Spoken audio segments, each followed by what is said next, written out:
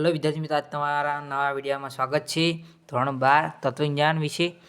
તો વિભાગ એ નીચેનામાંથી એક મુખ્ય કારક ઓળખાવો. તો વિભાગ સી આવે છે. તો પૂર્વાંગ સત્યો અને ઉત્તરાંગ અસત્યો તેવા શરતી વિધાનને અસત્યતા જણાવો. તો પ્રમાણભૂત થાય છે એ પણ તમને ખબર જ છે.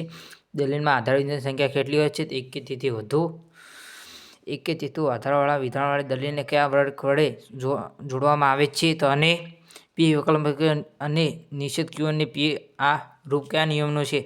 એ તમને પણ ખબર જ હશે. તો ડીએસનું રૂપ છે. આ ડીએસ કોનો નિયમ કયા નામથી ઓળખાય છે? સમુચ્ચય.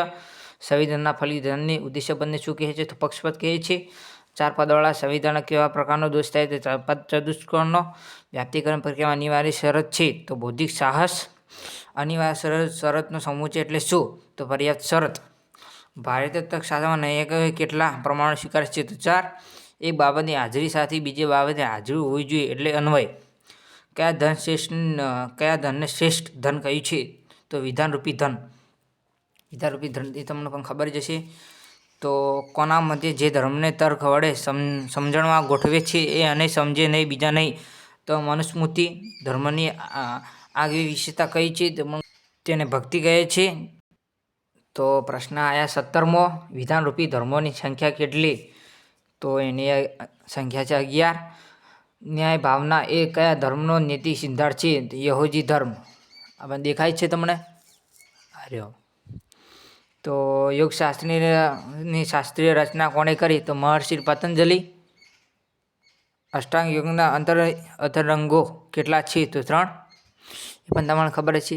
આ બધા પેપર તમારા બોર્ડમાં આવી શકે એટલે ધ્યાનથી જ સાંભળવા અને તૈયાર કરવા. વિભાગ બી 21મો. અર્વાચીન તર્કશાસ્ત્ર અન્ય કયા નામે ઓળખાય છે? પ્રતિકાત્મક. દલીલનું પ્રામાણ્ય કઈ ભાષામાં થઈ શકે છે? તો પ્રામાણિક કે અપ્રામાણ્ય. એમપીના નિયમનું રૂપ તમને એ પણ ખબર જ હશે. પી શરતી ક્યુ. પી માટે ક્યુ. સંવિધાનના શક્ય ભેદો કેટલા છે? તો 256.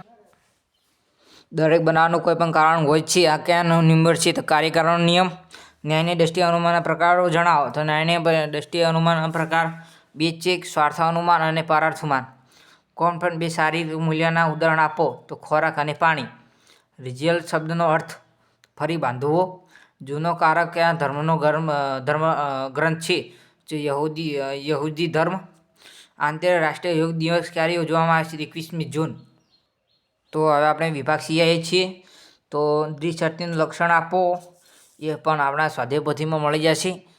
તો ખેલ મહાકુંભ યોજના અને રજા પડશે નહીં આ વિધાનને પ્રાથમિક રજૂઆત અને તેને ઓળખાવો. સોપાતી સંવિધાન લખતા નિયમનું રૂપ સંક્ષિપ્તમાં લખો. એમપીના નિયમનું નામ અને રૂપ લખો.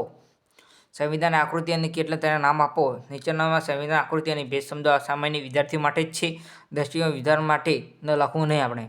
વ્યાપ્તિકરણ તાત્વિક આધારો કેટલા છે? કયા ભારતીય દર્શનો કેટલા છે? કયા આધ્યાત્મિક મૂલ્યના ઉદાહરણ આપો. ઉત્પાદન મૂલ્યના લક્ષણને ઉદાહરણ આપો. ધ્રુજાર્થનો અર્થ આપો. ઇનોબાજીએ આપેલા ધર્મના અને વૈજ્ઞાનિક અંગીના સમીકરણો લખો. જગતના વિદ્યમાન ધર્મોની સૌથી પ્રાચીન ધર્મ અને અર્વાચીન ધર્મના નામ જણાવો. 5 યમના નામ. તો વિભાગ ડી છીએ. સામાન્ય વિદ્યાર્થીઓ માટે સત્યતા કોષ્ટકની રીતનો ઉપયોગ કરી વિધાન માટે રૂપનો પ્રકાર નક્કી કરો. તો 45માં દ્રષ્ટિકોણ વિદ્યાર્થીઓ માટે જ છે. આપણે લખવું નહીં. સત્યતા કોષ્ટકનો રીતનો ઉપયોગ કરીને દલીલનું પ્રામાણ્ય નક્કી કરો. અને દ્રષ્ટિકોણ વિધાન આપણે ના લખાય. તો નીચેની રૂપલક્ષી સાબિતીની ખાલી જગ્યા પૂરો. સામાન્ય વિદ્યાર્થીઓ માટે જ છે. આ 47માં દ્રષ્ટિકોણ વિદ્યાર્થીઓ માટે છે. આપણા માટે નથી. નીચેના દલીલ પ્રમાણભૂત છે એમ રૂપલક્ષી સાબિતી કરો. આ દ્રષ્ટિકોણ વિદ્યાર્થીઓ માટે છે. આપણા માટે નથી. નીચેના વિધાનમાં સામાન્ય ભેદ અને પ્રામાણ્ય લખો. અમને નીચેના સંવિધાનને આવતા પદોની સમજૂતી આપો.